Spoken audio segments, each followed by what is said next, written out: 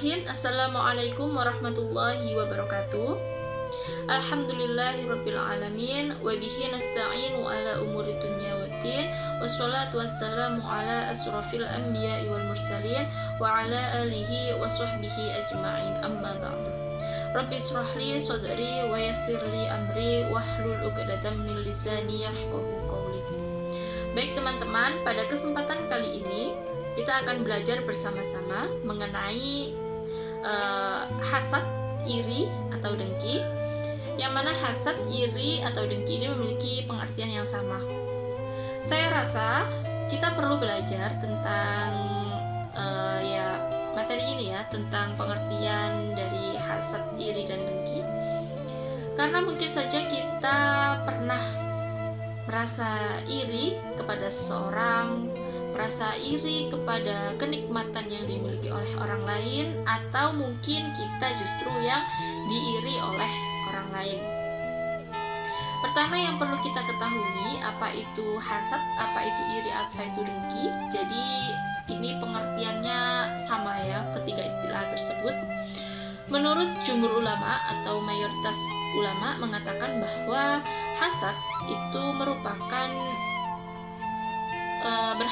berharap hilangnya nikmat Allah Subhanahu wa taala kepada orang lain. Nah, hasad, iri, dengki ini sama pengertiannya, yaitu berharap hilangnya nikmat Allah Subhanahu wa taala kepada orang lain. Kita iri kepada orang yang pintar, kita berarti kita memiliki keinginan untuk orang itu supaya hilang kepintarannya, seperti itu kan. Kita seperti nggak rela kalau orang itu pintar. Nah, itu berarti kita sudah memiliki sifat hasad atau iri. Juga dikatakan menurut Umar bin Khattab radhiyallahu an, bahwasanya iri dengki itu adalah cukup sebagai bukti si pendengki terhadap orang lain, terhadap dirimu, ketika ia merasa gundah saat engkau bahagia. Jadi apabila ketika kita mengetahui orang lain bahagia, ternyata kok dalam hati kita ini gelisah, kita nggak rela orang lain tersebut bahagia, kita nggak rela orang lain tersebut mendapatkan nikmat. Nah, itu berarti sudah ada bibit-bibit iri dalam diri kita. Sebagaimana dikatakan juga oleh Ibnu Taimiyah, bahwasanya hasad itu adalah benci dan tidak suka terhadap kebaikan orang lain. Jadi ketika orang lain mendapatkan kebaikan, mendapatkan nikmat, itu kita rasanya benci kepada orang tersebut dan kita ingin nikmat tersebut hilang dari orang tersebut. Nah, itu berarti kita sudah memiliki sifat hasad, iri, sifat dengki terhadap seseorang. Seperti halnya kita tahu bahwasanya ternyata hasad atau iri ini sudah ada sejak zaman dahulu, baik di langit maupun di bumi.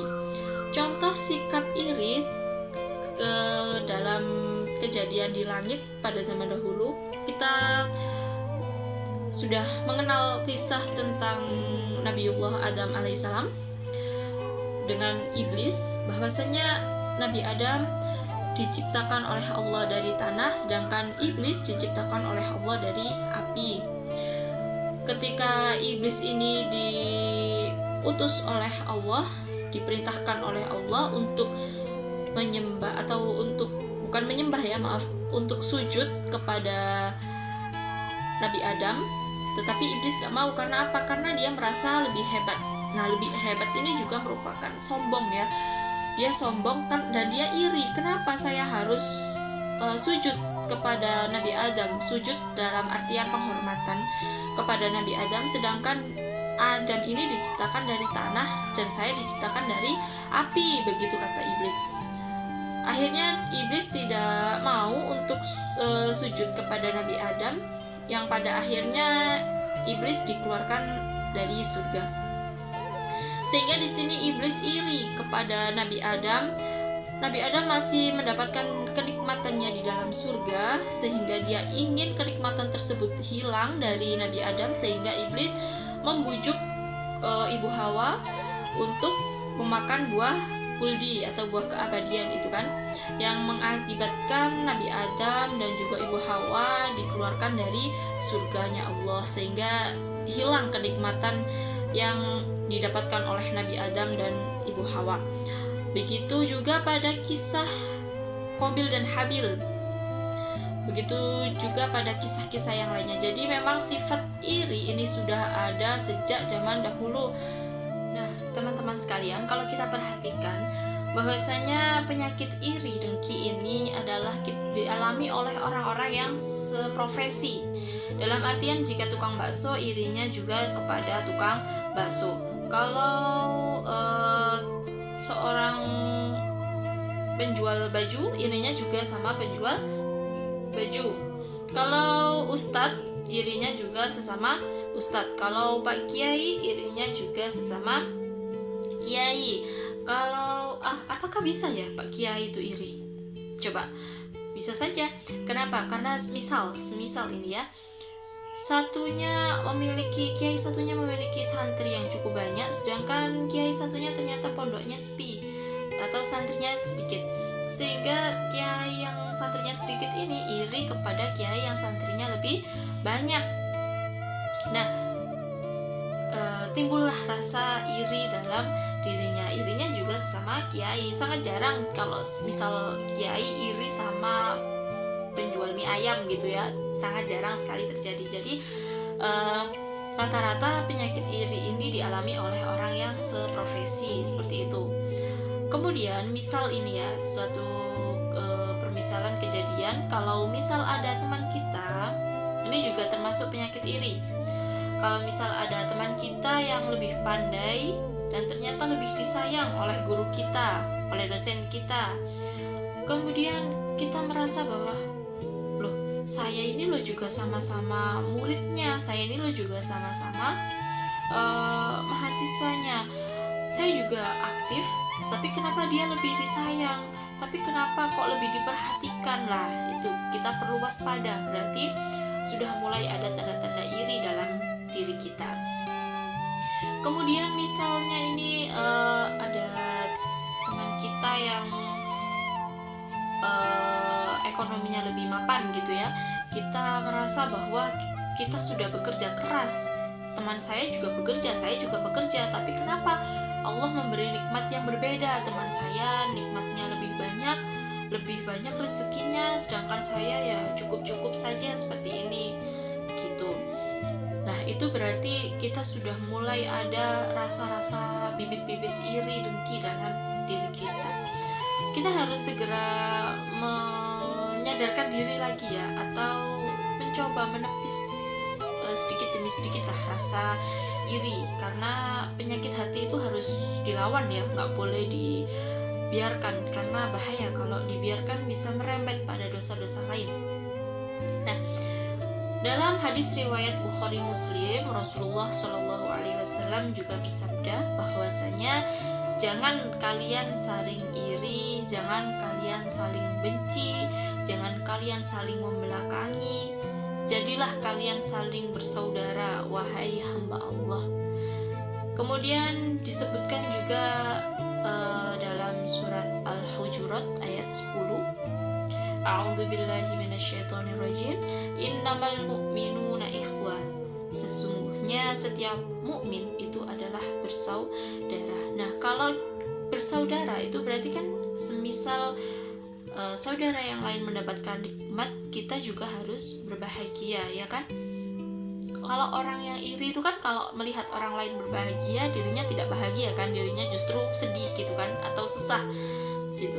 Nah, kalau disebutkan bahwa setiap mukmin itu adalah bersaudara, tentu kalau saudara kita senang, saudara kita mendapatkan nikmat, kita juga harus senang. Contoh, kita punya adik gitu ya, adik kita ternyata sukses, kita sebagai kakak juga ikut senang kan, sebagai kakak ikut bangga kan.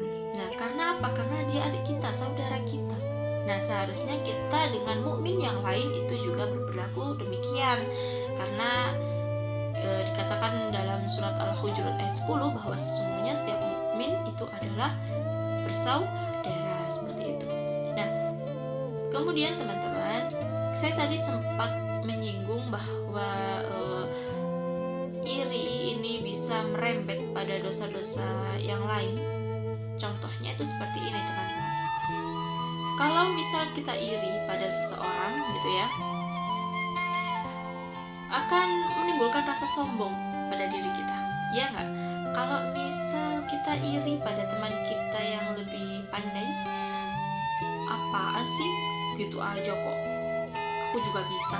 Itu awalnya kita kan pasti iri kan, kok dia gini sih, kok dia gitu sih. Nah, sehingga kita ada rasa tidak terima dalam diri kita, sehingga kita berakibat pada kesombongan karena kita tidak terima atas kenikmatan atau atas kenikmatan yang dia punya gitu. Pertama berarti merembet pada dosa sombong. Kedua, kalau kita iri pada nikmat orang lain berarti kita melawan Allah. Kan yang memberi nikmat Allah, berarti kita tidak terima atas takdir Allah, ya kan? Itu juga termasuk dosa. Kemudian yang ketiga, kalau kita iri pada orang lain itu ujung-ujungnya rata-rata pasti menggunjing atau ghibah. Kalau kita iri pada orang lain, maaf yang ketiga ya, kalau kita iri kepada orang lain ujung-ujungnya kita akan ghibah. Dia tahu nggak, dia lo baru beli sepeda motor, tapi paling ya itu ya kredit, paling itu ya gini ya. Nah akhirnya menggunjing, yang akhirnya pada saat itu ketika kita menggunjing karena kita sudah terperangkap oleh rasa iri dalam diri kita, akhirnya timbullah suuzon. Motornya tetangganya baru disuuzonin kalau utang, kalau kredit, disuuzonin gini, disuuzonin gitu. Pokoknya timbullah suuzon. Yang akhirnya kalau kita biarkan itu bisa menjadi fitnah. Fitnah itu kan timbulnya karena iri kan, karena awalnya iri pada kenikmatan yang orang lain miliki, sehingga kita mencari kepuasan lah dalam diri kita. Salah satunya yaitu kita suuzon, ghibah, akhirnya menjadi fitnah seperti itu. Nah, maka dari sini kita bisa tahu bahwasanya iri itu ternyata sangat berbahaya bagi diri kita, karena memang penyakit hati itu sangat berbahaya jika dibiarkan, tidak coba dilawan seperti itu ya. Nah, lalu gimana nih cara melawan atau mencoba menepis rasa iri dalam diri kita? Yang pertama yang bisa kita lakukan adalah bersyukur atas apa yang kita miliki. Semisal ada teman kita yang baru beli mobil, kita belum punya mobil, masih pakai sepeda motor. Nah, tetap bersyukur atas apa yang kita miliki, atas apa nikmat yang Allah berikan pada kita. Alhamdulillah saya masih punya motor, teman saya masih ada yang jalan kaki. Nah, berarti setelah kita bersyukur, langkah kedua adalah melihat ke bawah atas nikmat-nikmat yang bahkan jauh dari kita, yang kita masih diberikan nikmat sehat. Alhamdulillah, meskipun saya nggak bisa beli mobil, saya masih diberikan nikmat sehat. Teman saya sakit, nikmat sehatnya dicabut oleh Allah Subhanahu wa Ta'ala. Jadi kalau masalah duniawi kita melihat ke bawah, tapi kalau masalah ibadah akhirat kita bolehlah melihat ke atas sebagai dorongan atau semangat dalam diri kita untuk lebih rajin beribadah. Kemudian yang ketiga untuk menghilangkan rasa iri, yaitu setelah bersyukur kita melihat ke bawah nikmat yang jauh lebih buruk, bukan lebih buruk ya, maksudnya kurang lah, nikmat yang lebih kurang dari nikmat kita. Kemudian setelah kita bersyukur, kita melihat ke bawah atas nikmat orang lain yang mungkin lebih kurang daripada nikmat kita. Yang ketiga adalah senantiasa merasa qanaah. Qanaah itu artinya cukup berarti termasuk dalam bersyukur juga. Jadi kita merasa cukup atas apa yang kita miliki, tidak membanding-bandingkan dengan kenikmatan yang orang lain miliki, cukup dengan apa yang kita miliki saja. Dan yang nomor 4, kita perlu menyadari bahwa ada sebuah ulama atau orang alim gitu ya, mengatakan bahwa jika seseorang itu nikmatnya lebih banyak daripada kamu, bisa jadi ada amalan yang orang lain kerjakan tetapi kamu tidak kerjakan. Misalnya ada orang yang lebih kaya daripada kita, ternyata dia ahli sholawat, satu hari sholawatnya 1000 kali, 2000 kali, sedangkan kita tidak sholawat sama sekali. Nah, meskipun kita sama-sama bekerja di tempat yang sama, profesi sama, tetapi dia lebih berkecukupan ekonominya daripada kita. Nah, kenapa? Salah satunya ada amalan dia yang kita tidak mengerjakan ternyata. Nah, berarti dari situ kita bisa belajar bahwa setiap orang memiliki porsinya masing-masing sesuai dengan usahanya masing-masing. Jadi kita harus bersyukur, kita harus senantiasa melihat ke bawah untuk masalah duniawi ya. Terus yang ketiga, kita harus senantiasa merasa qanaah. Dan yang keempat, kita harus menyadari mungkin memang usaha kita tidak sekeras usaha orang lain yang kenikmatannya jauh lebih banyak daripada kita, entah itu usaha yang terlihat ataupun tidak terlihat. Jadi harus pandai-pandai mengolah hati, harus pandai-pandai menyadari dalam diri bahwa ya kita harus menerima takdir dari Allah. Bukan berarti kita pasrah dan tidak ngapa-ngapain ya, tetapi untuk menepis rasa iri kita harus mencoba menerima bahwa takdir Allah itu adalah yang terbaik, seperti itu, dengan tetap berusaha untuk mendapatkan takdir yang lebih baik, untuk mendapatkan ekonomi yang lebih baik, untuk mendapatkan kepintaran yang lebih atau kefahaman yang lebih, yang mungkin sama seperti teman kita yang lebih paham, teman kita yang lebih pandai, seperti itu. Jadi dari sini kita coba untuk mulai memperbaiki hati, menata hati, mulai dengan dalam diri sendiri untuk kita lebih ikhlas, untuk kita lebih menerima takdir yang Allah berikan kepada kita tanpa iri dengan nikmat yang Allah berikan kepada orang lain. Kita sama-sama belajar. Sekian dari saya, semoga bermanfaat. Wassalamualaikum warahmatullahi wabarakatuh.